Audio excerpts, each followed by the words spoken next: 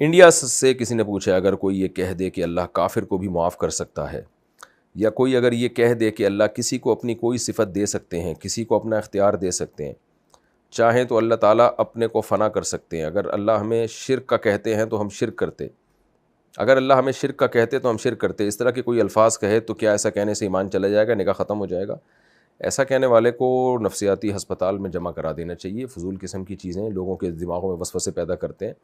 باقی اللہ یہ کہنا کہ اللہ کافر کو بھی معاف کر سکتا ہے دنیا میں، تو یہ بات درست ہے، دنیا میں معاف کر سکتا ہے اگر وہ توبہ کر لے، آخرت میں معاف نہیں کرے گا۔ اگر کوئی یہ کہے کہ اللہ آخرت میں کافر کو معاف کر سکتا ہے، کر سکنے کا مطلب یہ کہ طاقت اور قدرت تو ہے لیکن کرے گا نہیں وہ، تو اگر کوئی یہ کہتا ہے کر سکتا ہے یعنی ہے ہو سکتا ہے کر لے، تو یہ پھر ناجائز حرام ہے۔ اللہ نے کہا ہے کہ یہ نہیں ہو سکتا، جو ایمان کے بغیر دنیا سے چلا گیا میں اس کے معاف نہیں کروں گا، تو ایسا دعویٰ کرنے والا گمراہ ہے۔ باقی کوئی یہ کہتے ہیں اللہ اپنی کسی کو صفت دے سکتا ہے، تو اس سے بھی مطلب پوچھا جائے گا۔ اگر یہ مطلب ہے کہ اللہ اختیارات دے سکتا ہے تو یہ شرک ہے، تو اللہ کسی کو اختیارات نہیں دیتا، یہ تو شرک ہے۔ اللہ تعالیٰ تو اسی کو تو قرآن میں منع کر رہے ہیں، میں نے کوئی اختیارات نہیں دیے۔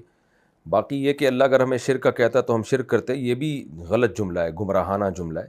اللہ شرک کا کہہ ہی نہیں سکتا، کیونکہ اللہ غلط بات کا حکم نہیں دیتا۔ قرآن میں آتا ہے قل ان اللہ لا یأمر بالفحشاء، اللہ کبھی فحشاء کا، بے حیائی کا حکم نہیں دیتا، تو شرک تو بے حیائی سے بھی اوپر کی چیز ہے۔ تو یہ فرضی سوالات بنا بنا کے لوگوں میں تشویش پیدا کرنا یہ گمراہی کا ذریعہ ہے۔